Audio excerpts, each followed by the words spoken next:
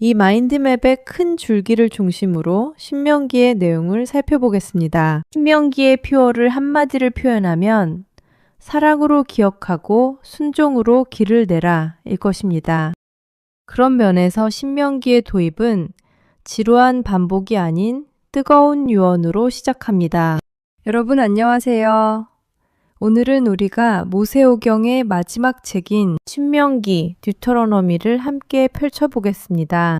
신명기라는 이름은 한자로 보면 거듭 신 자에 계명, 명 자를 씁니다. 즉 계명을 거듭해서 들려준다는 뜻이죠. 영어 제목인 듀터로노미도 그리스어 듀테로노미온, 즉 두 번째 율법이라는 뜻에서 왔습니다.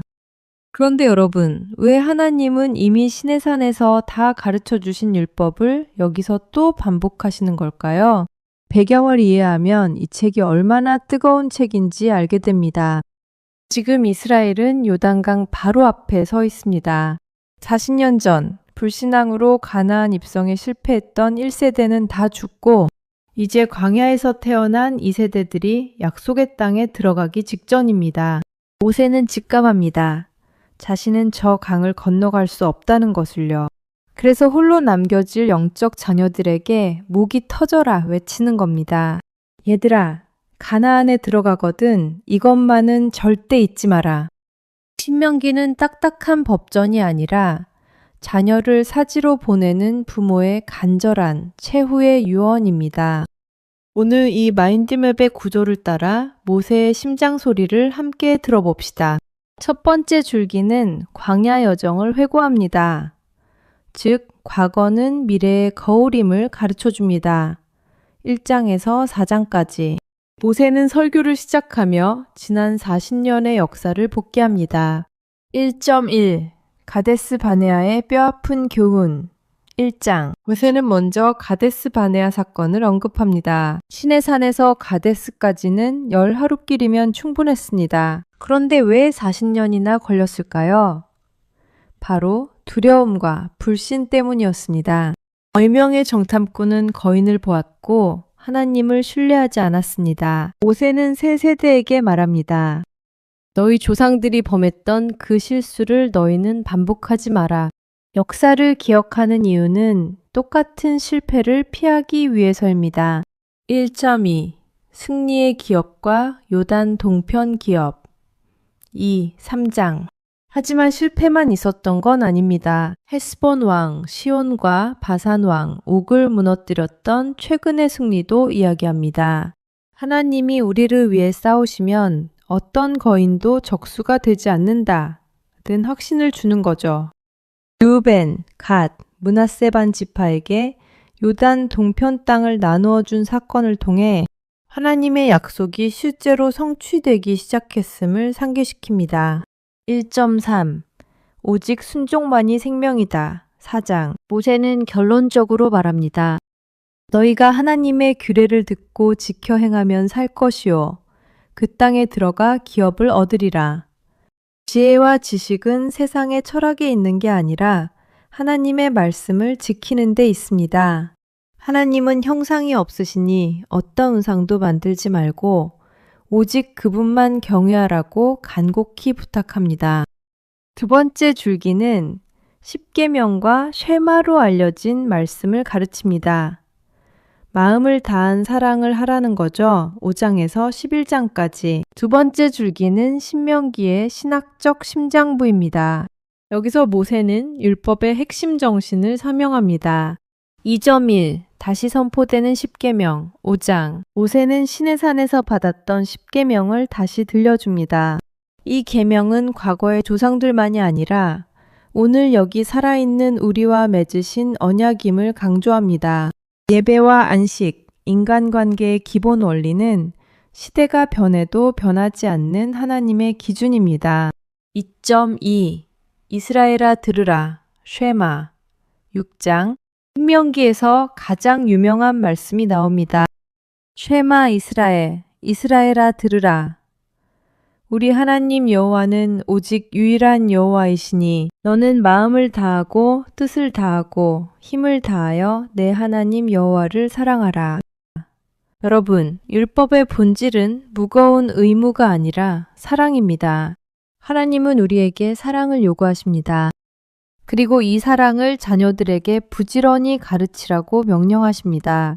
길을 갈 때나 누워 있을 때나 손목에 메고 미간에 붙여서라도 잊지 말라고 하시죠. 왜일까요? 사람은 너무나 쉽게 잊어버리는 존재이기 때문입니다. 2.3 풍요 속의 경계 기억의 명령 7장에서 11장 가나안의 풍요가 시작될 때가 가장 위험한 때입니다. 배부르고 집이 아름다워질 때 사람들은 내 힘으로 이 재물을 얻었다고 교만해집니다. 모세는 외칩니다. 내 하나님 여호와를 기억하라. 그가 너에게 재물 얻을 능력을 주셨다. 광야의 만나를 기억하라는 겁니다. 낮춤과 시험을 통해 우리가 오직 하나님의 입에서 나오는 말씀으로 사는 존재임을 잊지 말라는 훈련이었음을 밝힙니다. 세 번째 줄기는 거룩한 사회의 설계도라고 할 수 있죠. 중앙성소와 사회윤리에 대하여 가르치십니다. 12장에서 26장까지. 세 번째 줄기는 가나안 땅에 들어가서 구축해야 할 거룩한 공동체의 구체적인 모습입니다. 3.1 예배의 중심 중앙성소 12장에서 16장 가나안의 우상 숭배 방식과 섞이지 않기 위해 오직 하나님이 택하신 그곳 중앙성소에서만 제사를 드려야 한다고 규정합니다. 또한 절기, 유월절, 칠칠절, 초막절을 통해 공동체가 함께 기뻐하는 리듬을 만듭니다. 여기서 강조되는 건 함께입니다. 레위인, 객, 고아, 과부가 소외되지 않고 하나님의 식탁에 참여하는 것이 진정한 예배입니다. 3.2 리더십의 원칙과 사법정의 17장에서 20장 미래의 왕은 어떠해야 할까요? 병마를 많이 두지 말고 아내를 많이 두지 말고 은금을 쌓지 말아야 합니다. 대신 율법책을 등사하여 평생 곁에 두고 읽어야 합니다. 즉 하나님의 통치 아래 있는 왕이어야 한다는 거죠. 또한 무고한 피를 흘리지 않도록 도피성을 확장하고 전쟁할 때 수칙, 재판할 때 두세 증인을 세우는 법 등 정의로운 사회 시스템을 설계해 주십니다. 3.3 약자를 향한 세밀한 배려 21장에서 26장 신명기의 법은 놀라울 정도로 따뜻합니다.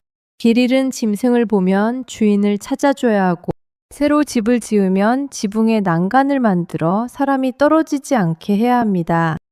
품꾼의 삭은 당일에 줘야 하고 추수할 때 반 모퉁이는 남겨두어 가난한 이들이 먹게 해야 합니다. 거룩은 멀리 있는 게 아니라 내 이웃의 연약함을 살피는 세심함 속에 있습니다. 네 번째 줄기는 축복과 저주를 선포하시며 선택은 너희의 몫이다고 선언하십니다. 27장에서 30장까지 이제 설교의 클라이맥스입니다. 모세는 이스라엘 앞에 두 갈래 길을 제시합니다. 27, 28장 에발산과 그리심산 말씀에 순종하면 들어와도 복을 받고 나가도 복을 받으며 떡 반죽 그릇까지 복을 받을 것입니다. 하지만 불순종하면 그 반대에 저주가 임할 것입니다. 이 엄중한 선포는 겁을 주려는 게 아니라 하나님의 통치 원리가 얼마나 명확한지를 보여주는 것입니다. 29, 30장 생명을 택하라. 모세는 모압에서 언약을 새롭게 맺으며 마지막 호소를 합니다. 보라, 내가 오늘 생명과 복과 사망과 화를 내 앞에 두었노라. 너와 내 자손이 살기 위하여 생명을 택하라. 여러분, 하나님의 말씀은 어렵거나 멀리 있지 않습니다. 하늘에 있는 것도 아니고 바다 건너에 있는 것도 아닙니다. 바로 우리 입에 있고 우리 마음에 있습니다.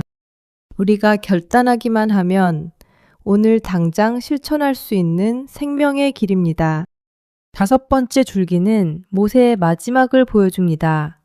계승과 죽음에 대한 마무리죠. 31장에서 34장까지.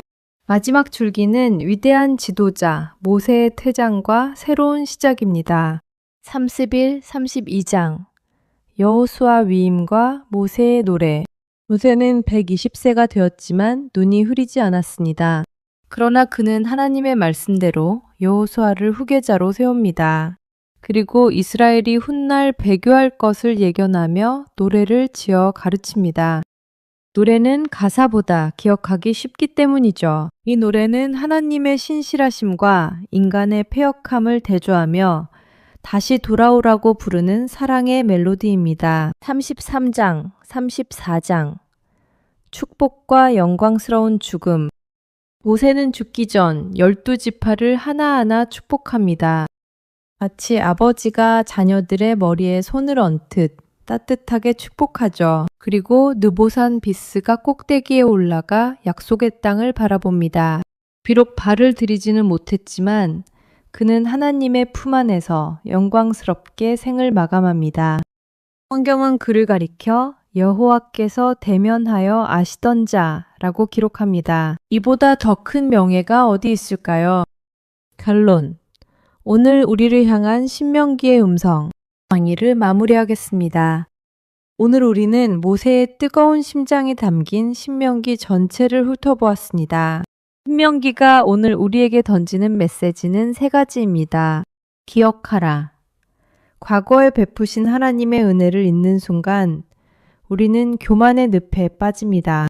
광야의 고난도, 만나의 은혜도 기억하십시오. 사랑하라. 신앙은 딱딱한 법을 지키는 체크리스트가 아닙니다. 마음과 뜻과 힘을 다해 하나님을 사랑하는 관계입니다. 선택하라. 우리 앞에는 매일 순종의 길과 불순종의 길이 놓여 있습니다. 오늘 여러분은 생명을 선택하시겠습니까?